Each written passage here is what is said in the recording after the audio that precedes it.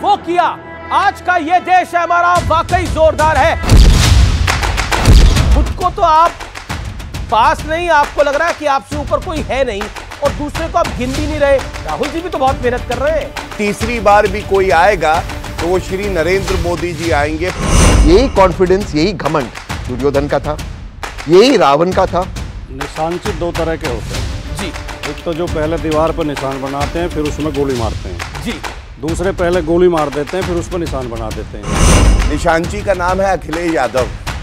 वो ऐसे निशानची है, अपने परिवार पर ही निशाना मार दिया। ये वो देश है जिस देश में देश के प्रधानमंत्री गंगा में खड़े होकर रुद्राक्ष की माला घुमाते हैं। ये वो देश है जो राम मंदिर में खड़े होकर जय श्री राम और कहते हैं मेरे राम लला आ गए। आप देख रहे हैं ये देश है हमारा, अमीश देवगन के साथ।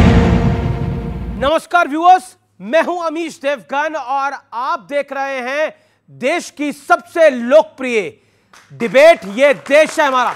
इस हफ्ते वीकेंड के कार्यक्रम ये देश है हमारा की हम बात करेंगे एक मशहूर गाने की।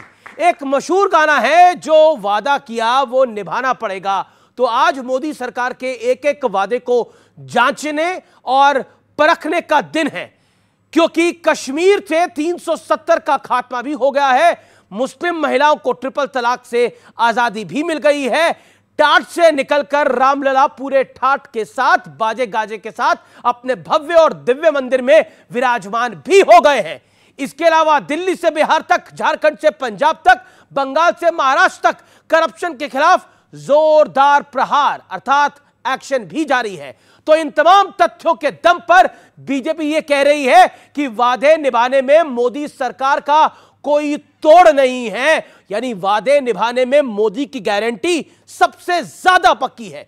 यह देश है हमारा में आज इसकी बात करेंगे। लेकिन दूसरी तरफ विपक्ष हालत संभले नहीं संभल रही है। नीतीश जा चुके हैं, ममता अलग राह पकड़ चुकी है, अखिलेश का ट्रैक भी बदला बदला दिख रहा है।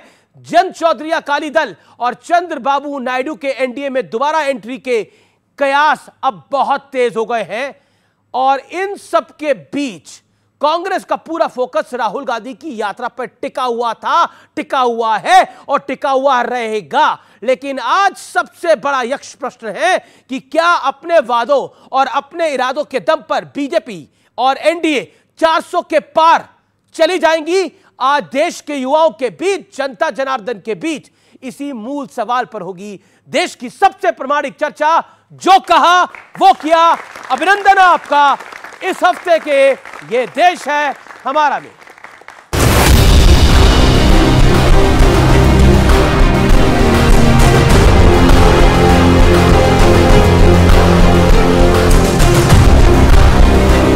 सभी को मेरा राम राम।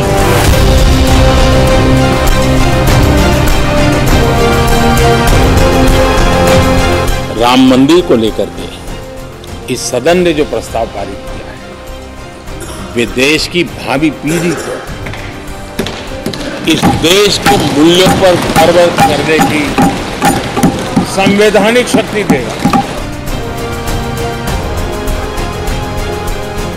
प्रभु श्री राम मूर्ति का अपने निज घर में स्थापन से इस देश का जो नया युग शुरू हुआ है वो बहुत शुभांकर होगा और आने वाले दिनों में 2024 में भी मोदी जी के नेतृत्व में यहाँ सरकार बनेगी और ये शुभांकर शुरुआत हुई है, उसको गंतव्य स्थान पर ले जाएगी।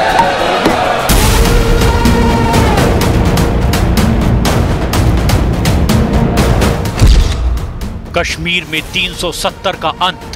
जम्मू कश्मीर में प्रिवेंशन ऑफ एट्रोसिटी एक्ट नहीं था, ये हमने 370 हटाकर ये अधिकार उनको दिए।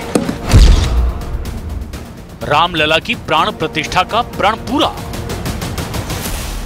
भगवान राम न सिर्फ अपने घर लौटे, बल्कि एक ऐसे मंदिर का निर्माण हुआ जो भारत की महान सांस्कृतिक परंपरा को नई ऊर्जा देता रहेगा। मुस्लिम महिलाओं को 3 तलाक से आजादी।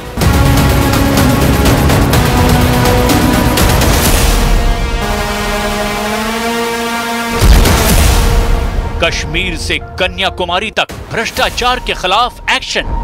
मेरी भ्रष्टाचार के खिलाफ लड़ाई चलती रही।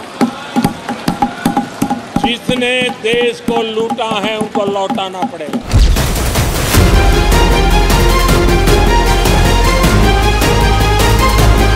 बीजेपी अपने घोषणा पत्र में सालों से जो वादा करती रही, वो तमाम वायदे मोदी सरकार के 10 सालों में पूरे हो चुके हैं। उत्तराखंड से यूसीसी का भी आगाज हो चुका है और जब बारी आई भारत रत्न की, तो मोदी सरकार ने दल वाली राजनीति नहीं बल्कि देश की सोच को सबसे ऊपर रखा। कर्पूरी ठाकुर, पीवी नरसिम्हा राव, चौधरी चरण सिंह और एमएस स्वामीनाथन जैसी हस्तियों को भारत रत्न मिलना इसका प्रत्यक्ष प्रमाण है।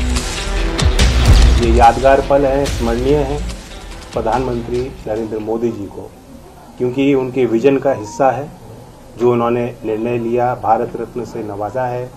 बहुत बड़ा संदेश पूरे देश में गया है। प्रधानमंत्री जी का, केंद्र सरकार का, आदरणीय राष्ट्रपति महोदया का, सभी का बहुत बहुत धन्यवाद प्रकट करता हूं।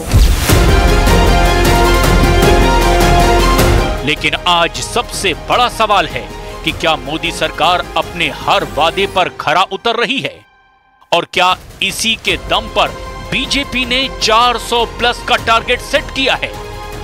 आज जनता के बीच इसी मुद्दे पर होगी जोरदार बहस। जो कहा वो किया।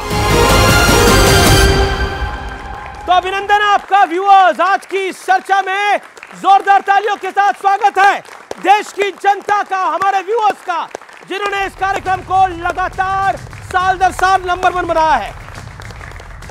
लेकिन आगे बढ़ने से पहले बहस के मुद्दे क्या हैं वो जान लेते हैं।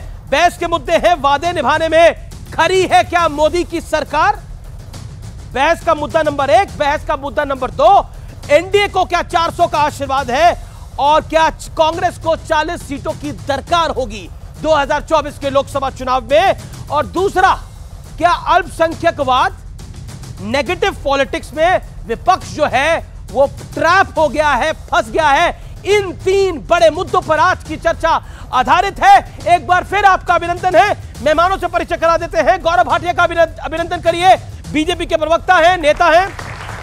राजकुमार भाटी का अभिनंदन करिए, समाजवादी पार्टी के नेता हैं, प्रवक्ता हैं। तहसीन पूनावाला है, जाने माने राजनीतिक विश्लेषक